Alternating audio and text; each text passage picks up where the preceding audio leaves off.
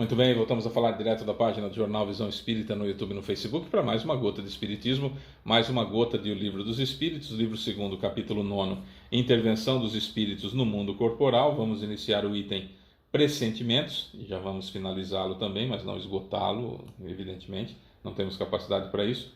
522, 523 e 524 serão as questões que nós abordaremos hoje. Vamos estudar? Vamos lá. 522. O pressentimento é sempre uma advertência do espírito protetor? Anjo da guarda, guia espiritual. O pressentimento é o conselho íntimo e oculto de um espírito que quer o vosso bem. Ele está também na intuição da escolha que se fez. É a voz do instinto. O espírito, antes de encarnar, tem conhecimento das principais fases de sua existência, ou seja, do gênero de provas com as quais se compromete. Quando essas têm o caráter saliente, ele conserva uma espécie de impressão em seu foro íntimo, e essa impressão, que é a voz do instinto, revela-se quando chega o momento, tornando-se pressentimento. Tá. Quando eu estou lá no plano espiritual, eu faço meu planejamento encarnatório. Montei meu planejamento encarnatório. E eu tenho lá uma série de provas pelas quais eu devo passar. O que são essas provas? Eu voluntariamente me coloco nas mesmas condições que eu me coloquei, que eu estava em vidas anteriores, quando cometi equívocos relativamente graves, simples ou gravíssimos. Graves ou gravíssimos. Certo? Então, erro, arrependimento, expiação, prova e reparação, conserto. Então, no meu planejamento encarnatório, eu determino uma série de provas, ou seja, eu vou me colocar em condições novamente idênticas àquelas onde eu cometi o equívoco. Mas essas provas só serão permitidas que eu passe por elas se eu já me arrependi do erro que eu cometi, se eu já expiei esse erro, quer seja pelo amor ou seja pela dor, mas que teoricamente eu já tenha criado aversão aqui dentro para não cometer outra vez. Esse é o objetivo da expiação. E aí eu então vou encarnar passando por essas provas. Quando a prova é muito contundente, quando a prova é muito, quando ele fala saliente aqui, vamos usar o termo muito grave, muito pesada, a prova que eu vou passar. Perceba que eu não estou falando de provação e expiação, estou falando em prova, né? Quando eu vou cometer ou não de novo aquele equívoco que eu cometi em vida anterior, certo? Quando está se aproximando a situação de eu estar nessa prova grave, de eu estar sujeito àquela situação que eu cometi o erro no passado, eu sinto alguma coisa estranha. A gente fala que está sentindo uma coisa estranha, uma espécie de pressentimento. Isso é pressentimento. Quando está chegando o momento. Então a gente vai...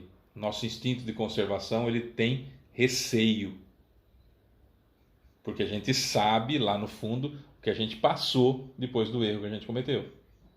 Então esse instinto de conservação, ele é um alerta para a gente não cometer de novo. Vem um guia espiritual durante as noites de sono, que a gente sai do corpo como se tivesse morrido, etc e tal, e ele vai chegar para a gente e falar assim, ó, tá chegando, hein? Você está morando no lugar certo, que precisa passar por isso, você está com as pessoas que você precisa estar nesse momento, presta atenção, seja previdente, seja cauteloso, não estoure com ninguém, e assim de acordo com a prova que cada um tenha que passar. Certo? Então, isso é um pressentimento que vai vir. Com relação à expiação e provação, provação eu não tenho o que fazer, ela acontece e não tem cura. E a expiação tem cura, evidentemente. Né? Dá para sair daquela situação. Vai doer ou vai ser pelo amor. Eu que vou escolher como que eu vou passar por isso. Então, não é algo que me chama muito atenção, porque vai acontecer. A prova, ela vai acontecer, mas eu tenho um instinto que me chama para esse alerta, porque eu estou preocupado que eu não consiga passar outra vez. Porque eu sei que dói uma barbaridade. Posso não ter a mínima noção de vida após a morte, posso não saber absolutamente nada, não acreditar em nada, não acreditar em Deus, em absolutamente nada.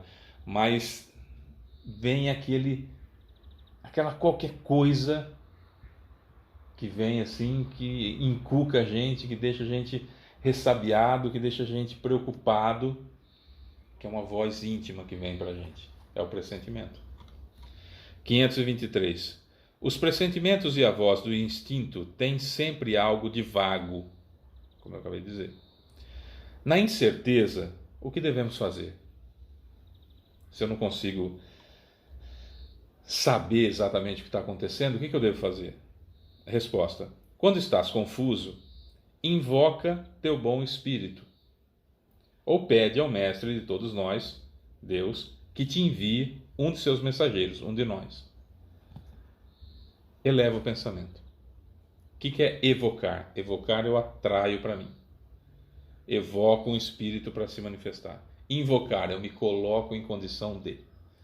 Então, quando eu invoco Jesus, eu me coloco em condição de chegar próximo a Ele.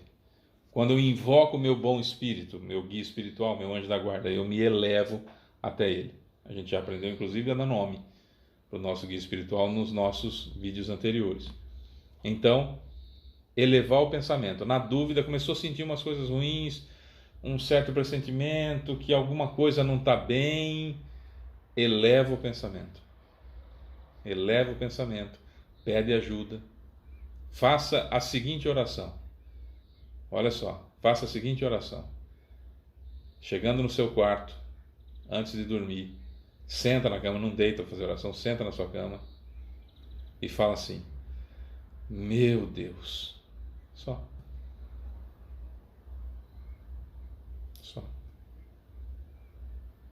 É isso que a gente precisa, elevar o pensamento. Só isso. Meu Deus. Quer falar com Jesus? Jesus. Essa é a oração.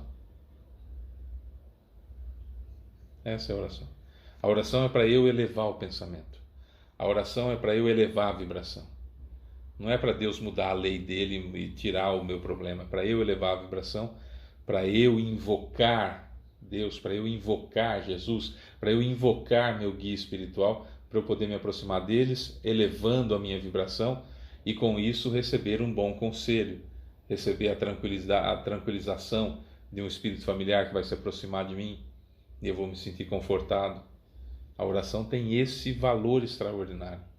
Às vezes a gente fica com coisa, né? Eu não vou fazer oração porque Deus não vai me ouvir, Deus não vai atender, Deus não vai mudar a lei dele porque eu estou pedindo. Não é nada, a oração não é para isso, a oração é para eu elevar o pensamento, é para eu elevar a vibração, sair da linha de acesso dos obsessores, para que eles não tenham mais acesso a mim, e eu sentir a doce presença, extraordinária presença do meu anjo da guarda, do meu guia espiritual, dos espíritos familiares, das pessoas que gostam de mim, que embora estejam do meu lado, se eu tiver com a vibração baixa, não os sinto. Certo? 524. As advertências de nossos espíritos protetores têm como finalidade única a conduta moral ou também a conduta que se deve manter em relação aos assuntos da vida privada? Resposta: em relação a tudo. Eles tentam fazer-vos viver o melhor possível. Porém, muitas vezes, vós fechais os ouvidos às salutares advertências e vos tornais infelizes por vossa culpa. Esse fechar os ouvidos não só, também, claro, mas não só não dá atenção, porque os espíritos protetores nos falam, que buscam esse pressentimento, mas a gente ter a vibração sempre baixa e ter satisfação em estar com a vibração baixa. Infelizmente, muitos de nós temos prazer em estar ouvindo uma música de péssima qualidade, em assistindo filmes de baixo calão, vendo fotos que só nos levam à sensualidade, à sexualidade, à não caridade, a não ações cristãs. E a gente se compraz com isso, a gente quer. Então, eu não consigo ficar sem ver. Consegue, você não quer. Você não quer. Que como que não consegue? Não consegue, é que é vício. É vício, então nós temos que tomar cuidado com isso. Quanto mais viciados, seja no que for, menos a gente vai querer ouvir os conselhos salutares. Se tem uma coisa que você não deve fazer nunca, que eu não devo fazer nunca, que nós não devemos fazer nunca, é chegar numa pessoa alcoólica e querer passar o sermão nele porque ele é alcoólico. Ele não vai ouvir, vai perder amizade comigo. Ele está viciado naquilo. Ele não quer ajuda, ele não quer sair daquilo, porque se você tirar o vício dele, muitas vezes, não disse todos os casos, mas se você tirar o vício dele, sobra o quê? Por que é que ele está naquela situação? O que o fez entrar?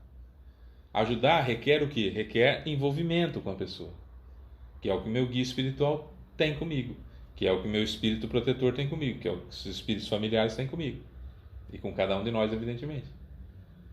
Agora, eu quero ouvir?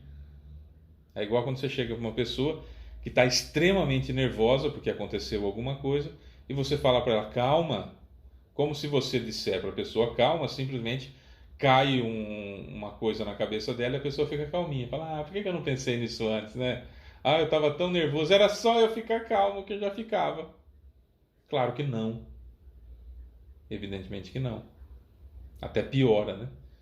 Eu acho engraçado algumas coisas que a gente vê nas redes sociais que é assim,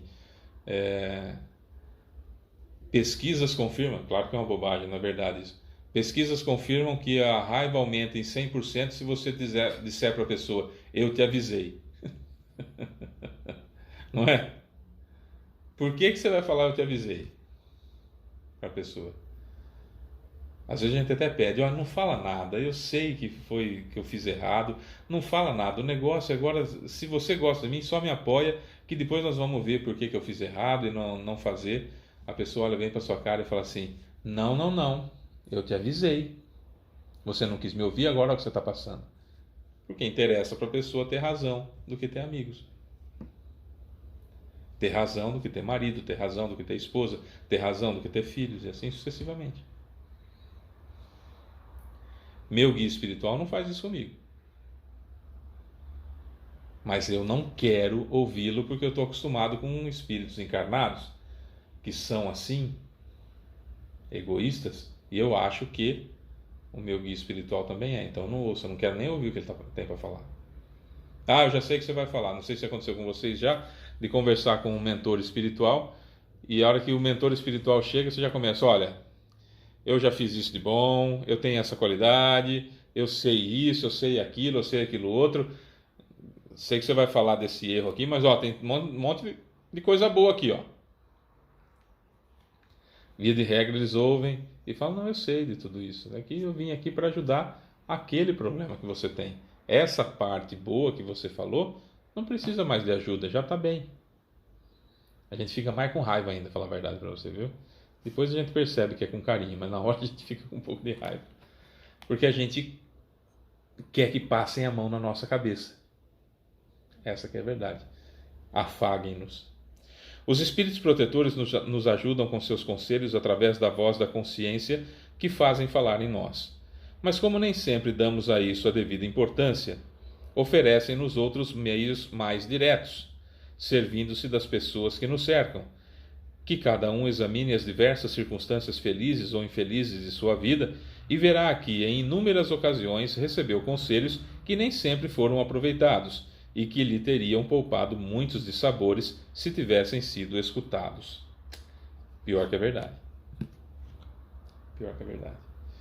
O problema é que às vezes a gente não se cerca de pessoas que podem ser instrumentos do nosso guia espiritual. A gente se cerca de pessoas que estão mais interessadas em serem instrumentos dos nossos obsessores. E aí você tem, eu tenho, ou nós temos pessoas ao nosso lado que são as chamadas pessoas tóxicas, que elas não estão preocupadas conosco. Quer fazer um teste? Chega para alguém que você acha que realmente gosta de você, ou que você tem certeza que gosta de você, e faça esse teste para ver se é verdade, se essa pessoa gosta de você. O teste é simples. Você chega para a pessoa e fala assim, nossa, eu estou com uma dor de cabeça Só isso. Só isso. E vamos analisar como que a pessoa vai reagir. Se a pessoa começar a mexer na bolsa, ou procurar pela casa, eu acho que eu tenho um remédio aqui para dor de cabeça que vai te ajudar. Como é que você está Você tem plano de saúde? Como é que você está de dinheiro? Precisa de uma consulta? Podemos tentar alguma coisa na cidade, na nossa cidade, público, né, de saúde pública, podemos correr atrás de alguma coisa nesse sentido. Você precisa de ajuda? Como é que você está? A dor é onde? A dor é só nessa parte? A dor é aí em cima? Como que é? Essa pessoa está preocupada com você, percebeu?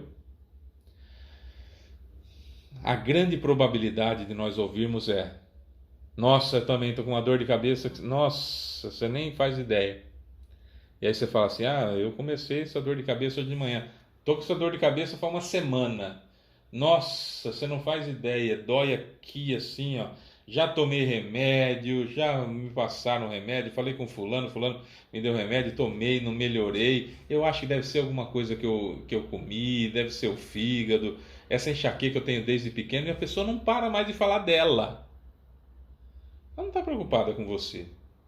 Tem um carinho por você, tudo, mas mostrou claramente que no momento em que você estiver em dificuldade,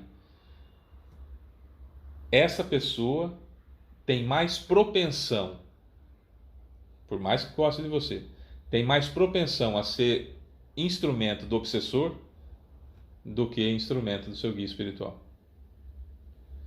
E isso pode ser familiar, porque sangue meu até pernilongo tem, né?